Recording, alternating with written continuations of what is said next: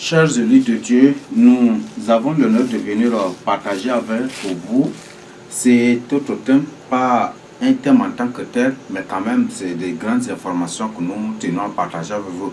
Mais tout de même c'est un thème. Donc juste pour voir les conséquences de l'excès de table.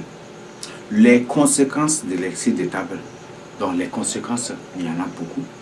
Et nous allons voir les conséquences, nous allons découvrir les conséquences. Avant tout, nous allons voir d'abord si la Bible condamne l'exercice des tables ou pas. Si la Bible condamne l'exercice des tables ou pas.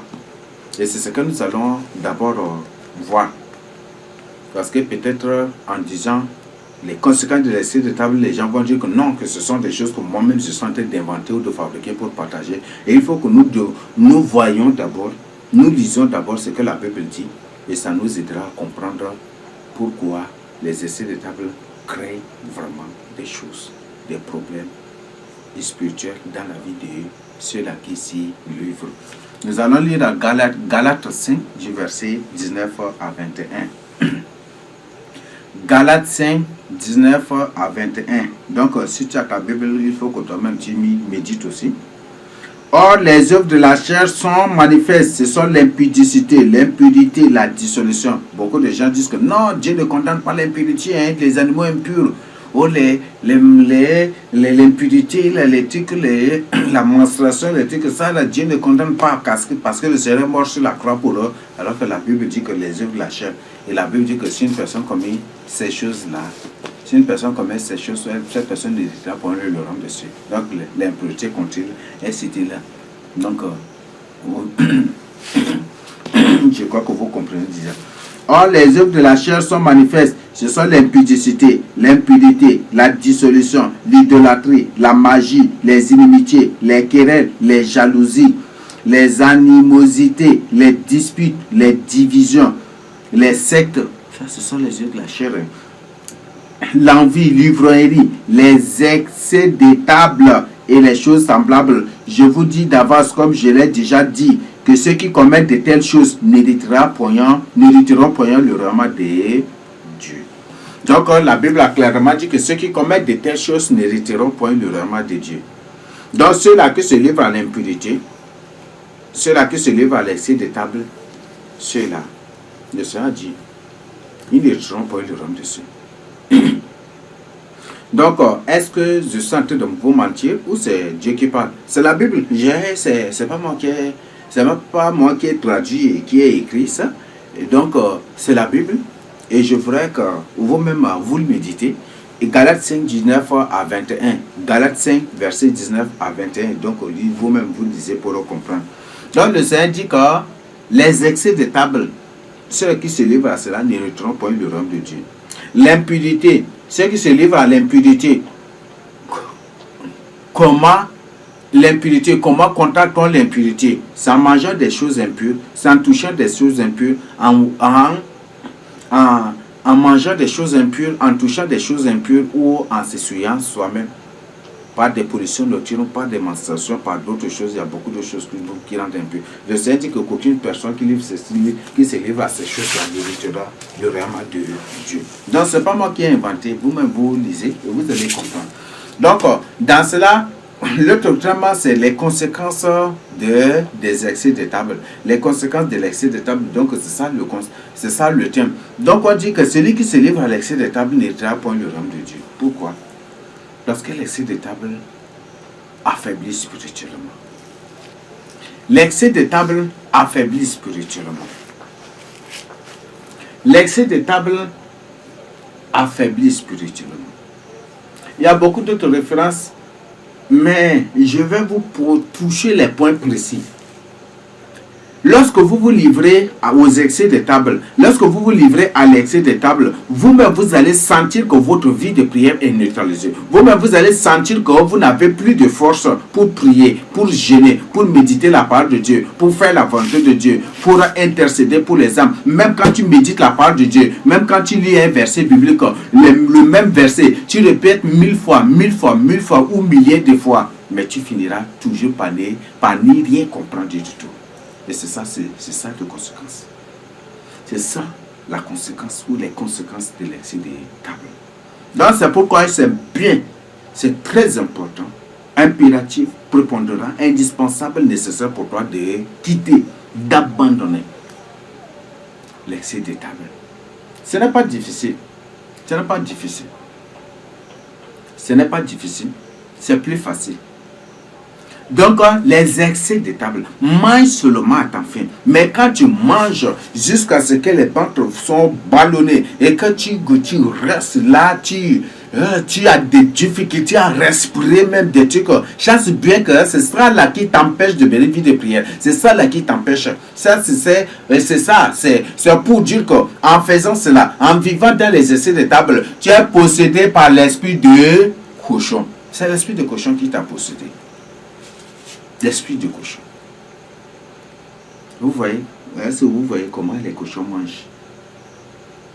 Tu es possédé par les esprits de cochon. Donc, à partir de jeudi, il faut que tu te réveilles.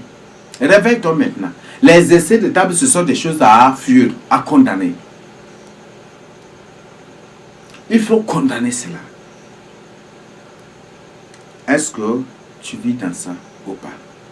Peut-être depuis longtemps, tu n'arrives même pas à prier, tu n'arrives même pas à évangéliser, tu n'arrives même pas à louer le Seigneur, tu n'arrives même pas à méditer à la parole de Dieu, tu n'arrives même pas à intercéder pour les âmes, tu n'arrives même pas à intercéder pour ton enfant ou pour ta fille, tu n'arrives pas, tu as perdu ta vie de prière, tu es là comme ça, tu es fade, tu n'as pas de sel, tu n'as pas la saveur, ta saveur de sel c'est enlevé, tu es là comme ça. Tu te sens faible, tu te sens languissant, laid spirituellement, tu te sens fade, dépouillé. Peut-être c'est juste c'est l'excès de table qui t'a conduit dans cet état. Et c'est plus facile de te retrouver. Juste en prenant la décision de jeûner, en prenant la décision d'abandonner. C'est juste ça. Il n'y a pas grand chose. Il faut demander pardon et il faut abandonner. Il faut demander pardon et il faut abandonner. Et pour éviter aussi les essais tables, si par exemple, par nature, tu es une personne, rendre visite ça et là, juste, quand tu pars de maison en maison, tu manges des œufs. C'est le moment maintenant. Il faut être sage. La Bible dit que ce sont les sages. Dieu a dit que ce sont les sages qui au dernier temps seront sauvés. Donc, si tu sais que c'est au cours de tes visites que tu manges à l'excès, tu manges jusqu'à ballonner ton ventre comme ça.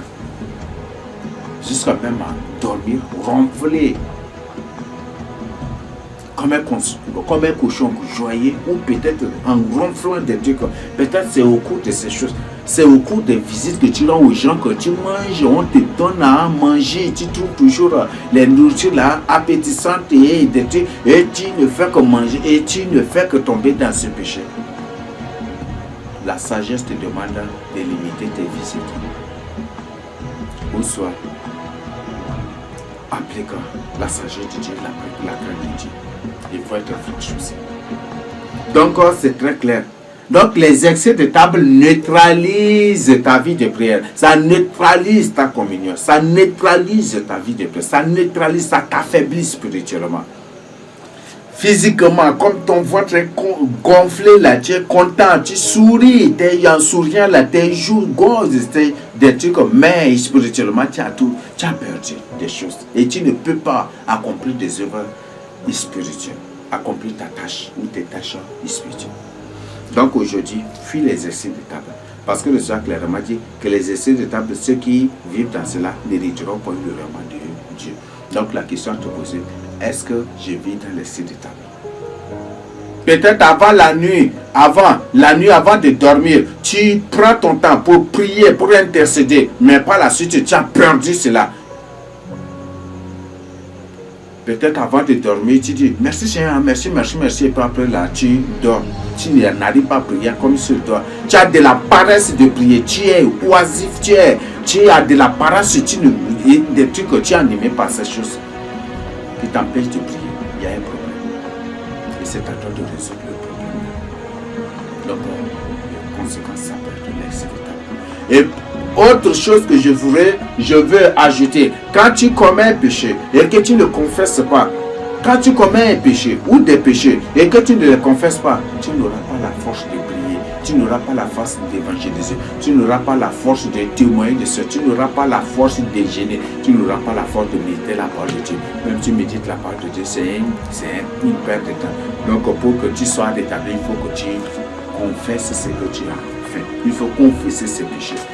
C'est en confessant de la bouche qu'on parvient au salut. C'est ce que Romains 10 nous dit. Qu'on confesse cela. Donc, voilà les choses. Donc, si tu as perdu ta vie de prière, tu ne jeûnes plus comme avant, tu ne pries pas comme avant, tu n'intercèdes pas comme avant, tu ne loues pas le Seigneur Jésus-Christ comme avant, tu ne chantes pas comme avant, tu as perdu le zèle, la dévotion, l'engouement, le dévouement, l'engagement que tu as pour le Seigneur Jésus-Christ. Je ne sais pas comment, la ferveur de dire que ces choses que tu avais perdues, peut-être ce sont des péchés que tu n'as pas confessés, ou tu es en train de vivre dans, ou c'est même l'essai d'étape, c'est du péché. Peut-être tu es en train de vivre dans l'essai d'étape. C'est ça qui t'empêche. Donc, en tant que toi-même, pose-toi la question, quelle est l'origine de mon problème? Le Seigneur dit, dans Proverbe 16, verset 20, celui qui réfléchit aux choses trouve le bonheur. Dans Ecclésiaste 7, je crois, sur le verset 7 ou le verset 8, c'est comme j'ai déjà oublié, que la Bible a clairement dit qu'au jour du malheur, il faut réfléchir. Donc, le jour du malheur, ces choses dans lesquelles tu vis, c'est le malheur. Et spirituellement, tu es en train de mener une vie malheureuse. Donc, c'est bon de réfléchir et de prendre une décision pour ton salut. Donc, ce sont là les choses que je tiens à partager avec vous. Peut-être c'est là où c'est Dieu. Je suis Jésus-Christ.